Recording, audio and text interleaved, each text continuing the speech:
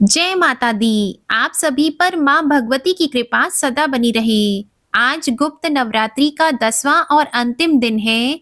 10 महाविद्याओं में 10वीं महाविद्या के रूप में महाविद्या कमला देवी की पूजा की जाती है।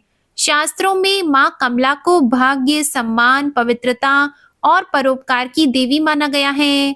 महाविद्या कमला सभी दिव्य गतिविधियों में ऊर्जा के रूप में मौजूद रहती है।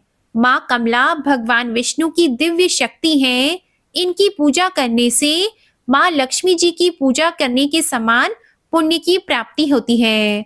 माँ कमला अपने भक्तों को धन और ऐश्वर्य का वरदान देती हैं। खासकर गर्भवती महिलाओं के लिए महाविद्या कमला की पूजा बहुत ही महत्वपूर्ण होती है, क्योंकि माँ कमला गर्भवती स्त्री के गर्भ की रक्षा करती है, उनका पोषण करती है। महाविद्या कमला का रूप देवी लक्ष्मी के समान मन को शांति प्रदान करने वाला होता है। महाविद्या कमला प्रसिद्धि, भाग्य और धन की देवी है। अगर कोई गुप्त नवरात्रि में सच्चे मन से महाविद्या कमला की पूजा करता है तो उसे धन और समृद्धि की प्राप्ति होती है। इसके अलावा गर्भधारण और बच्चों के अच्छे विकास के लिए भी इनकी पूजा की जाती है। महाविद्या कमला को सम्मान, भाग्य, पवित्रता और परोपकार की देवी माना जाता है। महाविद्या कमला की पूजा करने के बाद गुप्त रूप से कन्याओं को दान देना चाहिए या गुप्त रूप से कन्या भोज कराना चाहिए। कन्याओं की उम्र 9 से कम वर्ष की होनी चाहिए। महाविद्या कमला की पूजा करने के लिए सुबह स्नान आदि से निवृत्त होने के बाद एक लकड़ी की चौकी के ऊपर लाल वस्त्र बिछाकर उसके ऊपर तांबे की प्लेट में एक कमल का या गुलाब का पुष्प रखें। अब पुष्प के बीच में सिद्ध प्राण प्रतिष्ठा युक्त कमला यंत्र की स्थापना करें। कमला यंत्र के दाईं ओर भगवान शिव और अपने गुरुजी की तस्वीर को स्थापित करें। कमला यंत्र के समक्ष शुद्ध घी का दीपक प्रज्वलित करें और विधि पूर्वक यंत्र का पूजन करें और मंत्र का जाप करें। महाविद्या कमला की पूजा का मंत्र है ओम ह्रीं श्रीं कमले कमलाय प्रसीद प्रसीद श्रीं ह्रीं महालक्ष्मीये नमः। और पंचाक्षरी मंत्र है श्रीं क्लीं श्रीं नमः। इन मंत्रों का भी आप यथासंभव जाप कर सकते हैं। महाविद्या कमला की साधना या पूजा की जानकारी को हमेशा गुप्त रखना चाहिए, नहीं तो ये साधना या पूजा सफल नहीं होती। पूजा करने के बाद हवन करें। हवन खुद से करना चाहिए। हवन के लिए कमल गट्टे, लाल पुष्प, शुद्ध घी और हवन सामग्री मिलाकर रखें। इन सभी सामग्रियों से हवन कुंड में आहुति देनी चाहिए। आहुति देते समय सभी 10 महाविद्याओं का एक बार फिर से स्मरण करना चाहिए। साथ ही नव दुर्गाओं के सभी 9 स्वरूपों का भी ध्यान और उनके मंत्रों का जाप करना चाहिए। गुप्त नवरात्रि में कन्या भोज करने के लिए आप खुद के घर पर कन्याओं को आमंत्रित ना करके अपने आसपास के मंदिर में या आसपास की जगहों पर जाकर कन्याओं को जो भी भोग प्रसाद है वो दे सकते हैं। दक्षिणा दे सकते हैं, उन्हें उपहार आदि भी दे सकते हैं। यदि घर में कोई छोटी कन्या हो तो आप उनकी पूजा अपने घर पर कर सकते हैं। ध्यान रखें कि कन्या पूजन भी गुप्त रूप से ही करना चाहिए।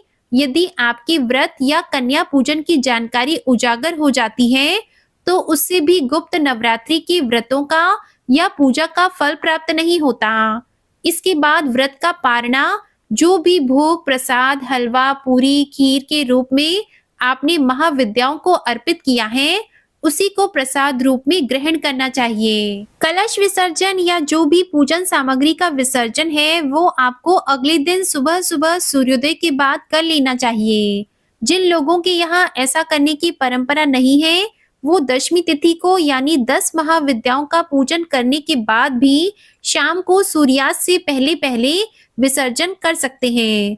हालांकि 10 महाविद्याओं की पूजा सुबह और शाम को करने के बाद ही विसर्जन करना शुभ माना जाता है और पूजा सामग्री का या कलश का विसर्जन बिल्कुल उसी तरह से किया जाता है जिस प्रकार से आप प्रकट नवरात्रि में करते हैं, यानी कि जो भी पुष्प आदि है, अक्षत है, उनका विसर्जन आप बहते जल में कर सकते हैं।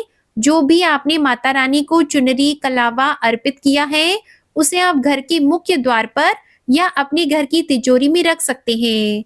कलावे को आप अपने हाथ में या परिवार के सदस्यों के हाथ में बांध सकते हैं। कलश का जल आप किसी पौधे में विसर्जित कर सकते हैं। उससे पहले उस जल का छिड़काव घर में, घर के मुख्य द्वार पर हर कोने में छिड़काव करना चाहिए और उस जल को अपनी आंखों पर, अपने माथे पर भी स्पर्श करना चाहिए। कलश के अंदर जो भी एक का सिक्का आपने डाला है, उसे आप अपने घर की तिजोरी में रखें। मंदिर में भी आप रख सकते हैं और बाकी सभी सामग्रियों का विसर्जन आपको बहते जल में कर देना चाहिए। अगर बहते जल की व्यवस्था ना हो, तो आप पीपल के पेड़ के नीचे गड्ढा खोदकर भी उस सामग्री को दबा सकते हैं। माता की चौकी हटाने से पहले या विसर्जन करने से पहले आप महाविद्या को या माँ भगवती को श्रृंगार करें। जो सुहागिन महिलाएं हैं, उन्हें पूरा श्रृंगार करना चाहिए। देवी को कुमकुम, हल्दी, अक्षत, सिंदूर आदि अर्पित करें और माँ की पूजा में दान का अधिक महत्व होता है। इस दिन भक्त अपनी क्षमता के अनुसार दान करते हैं। तो दान आप अन्न, धन, वस्त्रों का कर सकते हैं।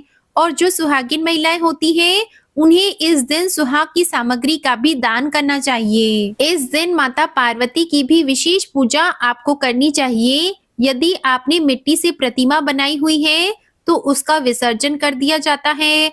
और अगर धातु की कोई प्रतिमा या पहले से आपने मंदिर में रखी हुई प्रतिमा का आपने स्थापना 10 दिन तक की हुई थी, तो आप उन्हें वापस से मंदिर में रखकर फिर से हर दिन नियमित रूप से पूजा कर सकते हैं। अगर 10वें दिन पीरियड्स के कारण आप विसर्जन या कन्या पूजन नहीं कर पाते, तो जो आने वाली पूर्णिमा है, उस दिन भी आप गुप्त रूप से कन्याओं को दान या कन्या भोज करा सकते हैं। या फिर आप अपने घर में रखी हुई प्रतिमा या कलश का विसर्जन भी पूर्णिमा के दिन कर सकते हैं। जब भी 10वें दिन या जो भी नवरात्रि का अंतिम दिन होता है, उस दिन जो माताएं बहनें खुद से पूजा करने में समर्थ नहीं होती, उन्हें आने वाली पूर्णिमा तिथि के दिन ही विसर्जन या कन्या पूजन करना चाहिए। सबसे अंतिम दिन सच्चे मन से हाथ जोड़कर माँ भगवती के सभी 9 स्वरूपों और 10 महाविद्याओं को प्रणाम करके सच्चे मन से अपने द्वारा रखे गए व्रतों में हुई गलती के लिए, पूजा पाठ में हुई गलती के लिए क्षमा याचना जरूर करें।